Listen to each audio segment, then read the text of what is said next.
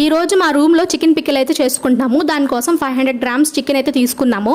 ఇంత పెద్ద పెద్ద పీసెస్గా బాగోదని చెప్పి దాన్ని చిన్న చిన్న పీసెస్గా కట్ చేసుకుంటున్నాను. ఈ పీసెస్ కట్ చేసుకున్న తర్వాత దీంట్లోకి పసుపు, ఉప్పు, నూనె వేసుకుని మంచిగా మిక్స్ చేసుకుని పక్కనైతే పెట్టుకుంటున్నాను.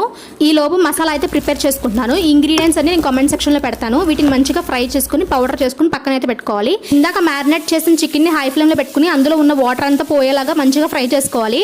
వాటర్ అంతా ఇంకిపోయిన తర్వాత దాంట్లోకి 200 ml దాకా ఆయిల్ వేసుకుని మంచిగా ఫ్రై చేసుకోవాలి. ఓవర్గా ఫ్రై చేసుకుంటే చికెన్ అయితే గట్టిగా అయిపోతుంది.